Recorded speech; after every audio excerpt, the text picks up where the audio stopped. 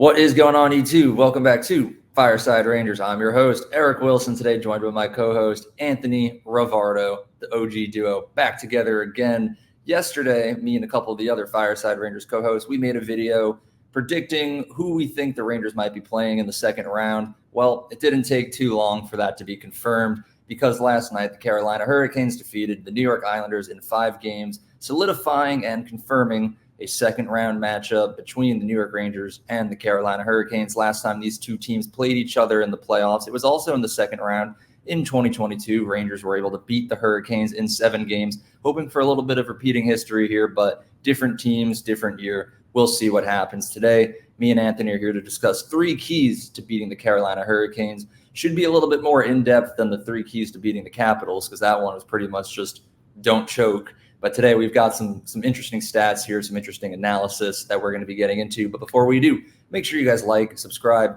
ring that bell to miss notification if you're watching us on Apple or Spotify. Be sure to give us a 5-star review. Leave your thoughts down in the comment section below. Any other keys that you think the Rangers might need to do or see happen in order for them to advance to the conference finals. Lastly, be sure to follow us on all of our social media platforms at Fireside Rangers. But before we really get into it, Anthony, my friend, how are you doing today? I'm doing great, man. It's good to be back doing a duo with the two of us, the OG duo. You know, when we started this channel, it was just the two of us. Things pulled me in other directions. I had to take a leave of absence, so to speak, but I'm happy it's just us right now, ready to talk about the second round of the playoffs for the New York Rangers. And I'm also just jazzed up because the content on Fireside Rangers social media, it's been fire. A lot of cool short videos there, a lot of cool graphic posts. Guys, if you're not following along with us on Twitter, Instagram, and all that fun stuff, go follow Fireside Rangers for sure. But yeah, I'm looking forward to the second round against the Hurricanes. It's going to be a lot of fun, and I'm just jazzed up to be here, man. A lot of fun indeed. You know, recently you've been coming on quite a bit. I don't even want to keep saying like welcome back. You know, it's just you're reassimilated yourself back into the Fireside Rangers culture at this point. But the first key that I want to talk about, it's kind of a 2-for-1. I contemplated making these 2 separate keys, but they're pretty much the same thing. The first part of it, key 1A, is to take less penalties. The amount of penalties that we took against the Capitals was absurd. Luckily, it happened against the Capitals, so our penalty kill was able to just do amazing. But Carolina Hurricanes, different breed, a lot better of a power play. So we just need to get out of the box. Stop taking stupid penalties. Stop giving the refs any reason to call a penalty that's specifically directed at Matt Rempe. Just don't even hit. Like, they're going to call it even if it's clean.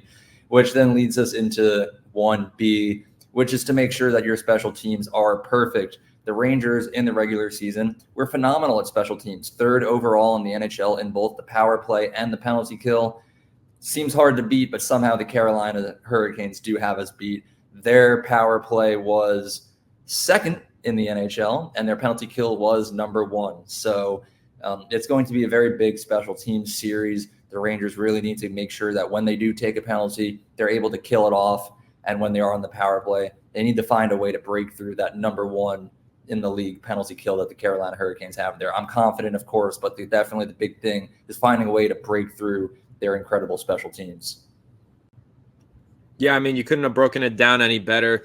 The Rangers have, their offense has been great this season, but like you said, the special teams for Carolina is just going to be really difficult to beat. And I think one of the things that we're going to want to see here, and it probably ties into some of the other points that we're going to make, but Mika Zibanejad, he's on the graphic for a reason. He's going to be the key there to winning on special teams, getting the Mika PowerPoint goals back and running. He's been a little bit of a broken player so far this season, in my opinion. I think that he's been very inconsistent, particularly on the power play. I think he could be better. Him and Chytil, time to get them into shape, especially going up against a really strong special teams unit that the Carolina Hurricanes possess. Of course. And, luckily we're currently, you're definitely right. Zibanejad has been inconsistent. He's had his ups, he's had his downs. But right now, entering round 2, we are currently in the midst of a Zibanejad hot streak. After the 4 games we played in round 1, he leads the team with 7 points. So in a perfect world, this week off that we've had isn't going to change that. Zibanejad will just hit the ground running in game 2. You're right. He's on there for a reason. He's our power play guy, him and Chytil. We need them to really step things up here. And just even Panarin, too. We know he was a pretty impactful player throughout the entire regular season. Team MVP for a reason.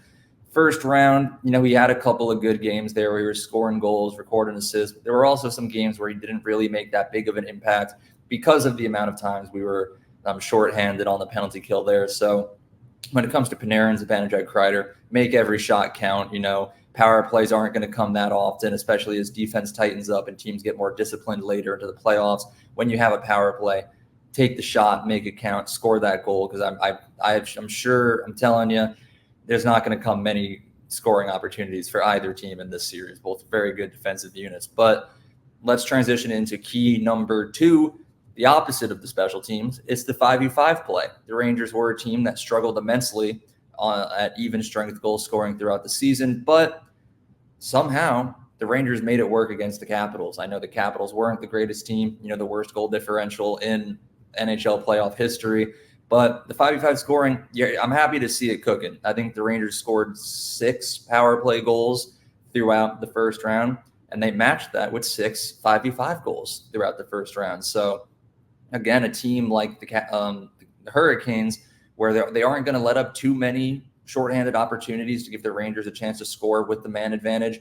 You're going to have to find a way to break through that elite Hurricanes defense and just get away through and score as many goals as possible. And keeping it up 5v5, again, this all comes upon Zibanejad, Kreider. They're the 2 that I look towards the most. The second line will always cook. Alexi Lafreniere, Vincent Trocheck, they'll get it done.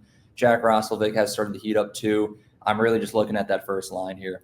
So when I say 5v5 scoring needs to continue, it's really 5v5 scoring from the first line needs to continue, in my opinion. It's pretty much one of the most important things on getting this done. But Tony, how are you feeling about the 5v5? It succeeded in round 1. Do you think we're back, or was it just a fluke because it was the Capitals? I think we're back. Listen, there was a stretch during the regular season where the 5v5 play got really bad and the Rangers were exclusively scoring on the power play. Obviously, we all knew that wasn't sustainable. The Rangers had to go into the postseason able to score on the 5v5 play. They have so far, and I think they will continue to. And again, to emphasize the importance of scoring on 5v5 play, like you said, Carolina's special teams is so damn good. You're probably not going to steal a bunch of points from them. Their penalty kill is excellent. You got to be able to score in even strength. So I think that when you're looking at this team, though, the way that they just performed in round 1, it's not just because it was the Capitals. Like we mentioned in the last episode that I was on, we talked about how the Capitals were good at hanging close in a lot of games this past season. Obviously, they had that terrible goal differential, but a lot of their wins came on 1-goal wins. They just won by grinding it out at the end and finding a way. And I think that the Rangers being able to put up points on them in the 5v5 kind of is a testament to they were playing well, and I think that this offense and the unit that we're seeing from the Rangers right now, I am confident. Artemi Panarin, he's been excellent all season long. He's going to continue to be. I think that he's going to be the star that needs to shine the brightest in this series. If he's able to continue to create points and get a bunch of assists, score some goals as well, he needs to put more shots on goal in some of those games. There were a few games where I thought in round 1 he wasn't putting enough shots up. In this next round, I'd like to see Panarin be as aggressive as he was in game 1 against the Caps, when he put up 7 shots on goal. If he can continue that, keep dishing it across the ice, guys like Lafreniere and Trocheck, I think that the even stretch scoring from the Rangers won't be a problem. In fact, I think it'll be one of the reasons why they end up finding success in this series if they do. So I am confident. You asked me, are we back? I do think we are back. The 5v5 scoring was really only a problem for that one portion of the regular season. But since then, they've broken out of that, and I think it's been a really solid 5v5 showing from the Rangers since then. And before we transition into the third key to beating the Hurricanes, there is one other minor sub-discussion that I want to bring up because, one way that we could boost 5v5 scoring as well as power play scoring, there's a name out there that, Tony, I know you wanted to talk about a little bit, Filip Chytil. If he enters the lineup, the amount of goals that the Rangers potentially can score, it instantly increases. And I've seen this debate going around, should the Rangers play Chytil in the second round if he's ready? Should they not? Here's my breakdown of it. I mean, there's obviously some cons to the idea. Like, one, his health. We think he's ready, but we've thought he's been ready a couple times this season. And every time he's about to make that move back onto the team, he has some sort of setback, and it ultimately hurts him and his health in the long run. So physically for him, I wouldn't want to rush into anything. 2, the kid hasn't played since November. It's the second round. At literally every shift counts from every player. Maybe he's been doing really well in practice, but practice compared to a NHL playoff game against the third best team in the league, if he comes out and he's rusty, we're stuck with him out there for an entire game. So that alone, health and strategically, the risk does seem a little high. But there are some pros that I've been seeing where when people say, if we do want to bolster this lineup, put Filip Chytil in, who would we take out? The two likeliest candidates are Jimmy Vesey and Matt Rempe. And here's why. Jimmy Vesey is a good tool guy. He goes around and he fulfills specific roles that we need him to. But at the same time, we have a couple of guys that already do what he does. Cooley, Goudreau, even Kakko now at this point, they all do exactly what Vesey does. So to remove him and put in Chytil, it wouldn't really shift too much. And then there's Matt Rempe. We know what Rempe does, what he's known for, what he's good at. In a series against the Carolina Hurricanes, the Rangers don't really need a Matt Rempe. They're not like the Capitals where Rempe was needed, where he was going to have to throw big hits, push people around. The Hurricanes are young, speedy, crafty, skill team. They're not going to be going after Rempe like Tom Wilson would on Washington. And Rempe simply doesn't have the speed or the hands or any of that offensive skill set required for the series. If he was like a little lesser skilled Panarin type of guy, then sure, yeah, maybe. Like that's kind of what the Rangers need. So, that's the sentiments that I've read and seen for putting in Chytil over Vesey and Rempe just to boost that 5v5 scoring. Personally, I don't want to touch anything. Even if we don't need Vesey or Rempe against the Hurricanes, it wouldn't help to have them, at the end of the day. If Sebastian Aho comes skating through trying to make a nifty move around the fourth line, and then Rempe just happens to, take his head off, it happens, I wouldn't be upset about it either. So just because of that and, the whole risk of Chytil being rusty or even for just his health on like a general basis, I would say keep him out and rock with what we have working for us. But that was my big rant about it, Tony. How do you feel? My feelings are very similar. My take is going to be about the same. I don't want to see Filip Chytil back in the lineup for the postseason just because it's been so long since we've seen him in the lineup. I think that it took a little while after the trade deadline and after some changes were made to the lines for this team to get comfortable and gain its chemistry. And now it's been put into a really solid position. I think the chemistry is excellent. The way that this team played to close out the regular season, the way that it played in the first round of the postseason. This team is clicking right now, and I don't want to do anything to possibly disrupt it. Now, ultimately, if Peter Laviolette decides, okay, we are going to put Filip Chytil in the lineup, you know how I feel about Peter Laviolette, Eric. I trust in him. I think he's done enough. He's bought enough credibility throughout this season to where if he makes a personnel decision like that, I'll buy into it and I'll be confident in it, because I also know that if he tries that out and it's not working, he'll be quick to admit that he made an error and fix it. So I don't think it's something that would kill the Rangers in a series if he made that decision. It might kill them in a game, but I trust in Laviolette where if he feels like it was the reason that the Rangers lost the game, it's okay. The experiment's over, and we're back to where we were. So I trust in him to make these decisions again. So if we do see Chytil in the lineup, I'm not going to be up in arms about it. But me personally, I don't think it makes a ton of sense. This team is playing so well. We loved the way that they played. First sweep in how long, Eric? And they went ahead and got one against the Capitals in round one.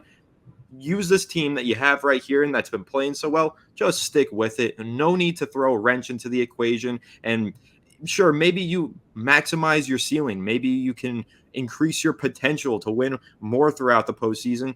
But I think you also lower your floor by pushing somebody into the lineup who hasn't been there in so long. I think that it took a while for the Rangers to get this lineup pieced together like a puzzle.